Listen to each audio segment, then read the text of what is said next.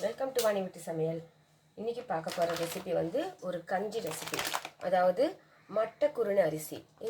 இது வந்து கேரளா அரிசிங்க. இந்த அரிசியை வச்சு எப்படி கஞ்சி காய்க்கிறதுன்னு பார்க்கலாங்க. இது ரொம்ப ரொம்ப ரொம்ப உடம்புக்கு நல்லது. கருப்பு கவுனி அரிசி, சிகப்பு கவுனி அரிசிலாம் இருக்கு இல்லையா, அது எல்லாத்த விட ரொம்ப அதிக உடம்புக்கு ரொம்ப ரொம்ப நல்லது. எப்படி செய்கிறதுன்னு பார்க்கலாம். நான் வந்து இது அழாக்குன்னு இல்லையா, இதில் வந்து 2 டம்ளர் குருணை எடுத்துக்கிறேன். 2 டம்ளர் எடுத்துக்கிறேங்க. இது வந்து 1/4 டம்ளர்னுவாங்க.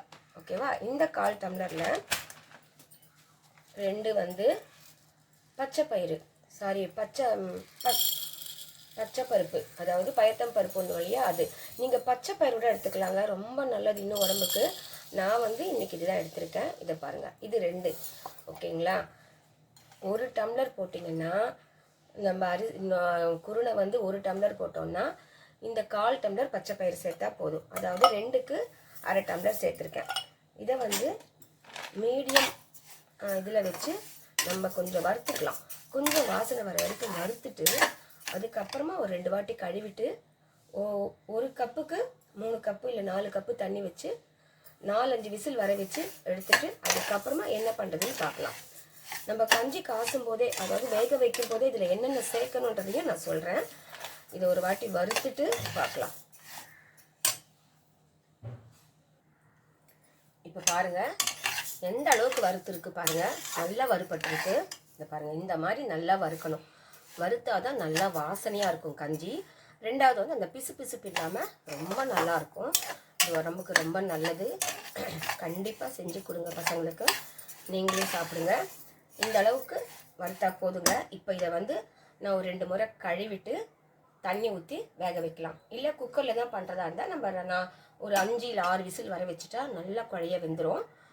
அது எப்படின்னு பார்க்கலாம். இப்போ பாருங்கள், அரிசியை வந்து நல்லா 2 முறை கழுவிட்டேன். அவ்வளோ நல்லா சிகப்பாக இருக்குங்க அரிசி. ரொம்ப நல்லது உடம்புக்கு. நீங்கள் இது வந்து குருணை தான் நான் பண்ணுறது, அரிசியில் கூட பண்ணலாம். இந்த அரிசியை வந்து சாப்பாடாக செஞ்சு சாப்பிட்டு பாருங்கள். மாதத்துக்கு ஒரு வாட்டியாவது சாப்பிடுங்க, ரொம்ப நல்லது. அதெல்லாம் இப்போ தாங்க அனுபவத்தில் எல்லாம் தெரிஞ்சுக்கிட்டேன். இப்போ நானும் இதெல்லாம் செய்ய ஆரம்பிச்சிருக்கேன். இதில் வந்து ஒரு 4 பல்லு பூண்டு, ஒரு சின்ன துண்டு இஞ்சி, 1 பச்சை மிளகா, 1 காஞ்ச மிளகா, 1 டீஸ்பூன் ஜீரகம் இது சேர்த்துக்கிறேன். அப்படியே கொஞ்சம் கொத்தமல்லி, கருவேப்பிலை சேர்த்துக்கிறேன். இது வந்து நம்ம தனியாக வேக வைக்கிறதா இருந்தால் 1 டம்ளருக்கு 5 டம்ளர் தண்ணி. அதுவே நம்ம குக்கரில் வைக்கிறதா இருந்தால் 3-3.5 தண்ணி ஊற்றினா போதும். நான் தனியாக வேக வைக்கலாம் அப்படின்ற இருக்கேன். அதுக்காக இதுக்கு தண்ணியை நான் அப்படியே சேர்த்துக்கிறேன். 2.5 கப் ஆகுது இல்லையா, அதுக்கு அப்படியே தண்ணி சேர்த்துக்கலாம். நான் அளந்து வச்சுட்டேங்க. இது அப்படியே நல்லா கலந்துட்டு வேக வச்சுக்கலாம். கொஞ்சம் நல்லா வெந்து வரும்போது உப்பு சேர்த்துக்கலாங்க. இப்போயே உப்பு சேர்த்துட்டா நம்மளுக்கு சரியாக வேகாது. அதனால் கொஞ்சம் வெந்து வந்த பிறகு நம்ம உப்பு சேர்த்துக்கலாம். அதுக்கப்புறமா நம்ம வேக வச்சு எடுத்த பிறகு இதில் கொஞ்சம் தேங்காய் பால் அரைச்சி ஊற்றிட்டா சூப்பராக இருக்கும். சாப்பிட்றது ரொம்ப நல்லாயிருக்கும். இதில் வெங்காயம் கூட சேர்த்து சாப்பிட்லாங்க, ரொம்ப நல்லாயிருக்கும் கஞ்சி. ஆனால் நான் வெங்காயம் சேர்க்காமல் செய்கிறேன். பூண்டு மட்டும் சேர்க்கலாம், அந்த வாசனை நல்லாயிருக்கும் அப்படின்னு சொல்லிட்டு இதை மட்டும் தான் சேர்த்துருக்கேன். இந்த கஞ்சி நம்ம எடுத்து சாப்பிடும்போது தேங்காய் பால் கலந்து சாப்பிட்லாம். அப்படி இல்லைன்னா ஒரு கொதி கூட கொதிக்க வச்சு கூட சாப்பிட்லாம். உடம்புக்கு ரொம்ப நல்லது. தேங்காய் பால் வந்து நம்ம நோய் எதிர்ப்பு சக்திக்கு ரொம்ப நல்லது, வாய் புண்ணுக்கு நல்லது, வயிற்று புண்ணுக்கு நல்லது, தைராய்டுக்கு ரொம்ப ரொம்ப நல்லது. அதனால் இது எல்லாமே சேர்ந்த மாதிரி ஒரு ஃபினிஷிங் வந்துடும் காலையில் நம்ம பிரேக்ஃபாஸ்ட் சாப்பிடும்போது இந்த கஞ்சி. இதுக்கு தொட்டுக்க வந்து தேங்காய் துவையல் ரொம்ப சூப்பராக இருக்குங்க. அப்படி இல்லைன்னா ஏதாவது ஊறுகாய் கூட வச்சு சாப்பிட்லாம், ரொம்ப நல்லாயிருக்கும். ஓகேங்களா? இது நல்லா வேக வச்சு பார்க்கலாம். இப்போ பாருங்கள் 90% வெந்துடுச்சு. இப்போ நம்ம கொஞ்சம் உப்பு சேர்த்துக்கலாம். தேவையான அளவு உப்பு சேர்த்துட்டு இப்போ தேங்காய் பால் சேர்த்துக்கணும், அவ்வளோதான்.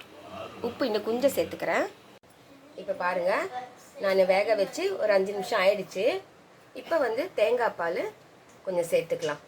நல்லா கட்டியாக எடுத்துருக்கேன் தேங்காய் பால். அது 1 டம்ளர் இருக்கும். அதை அப்படியே சேர்த்துட்டு நல்லா கலந்து வச்சிடலாம்.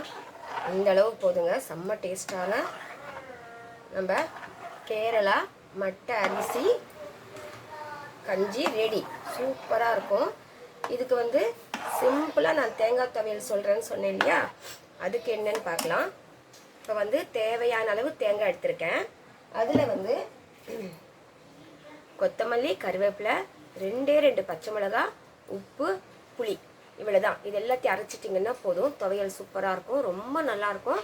இது அப்படியே பச்சையாக வச்சு சாப்பிட்லாம், அவ்வளோ அருமையாக இருக்கும். ட்ரை பண்ணி பாருங்கள். அரைச்சிட்டு பார்க்கலாமா?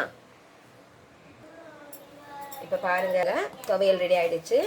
இதை வந்து வதக்கிறணும்னு அவசியம் கிடையாதுங்க, பச்சையாகவே அரைக்கிறது தான் ரொம்ப டேஸ்ட்டாக இருக்கும்.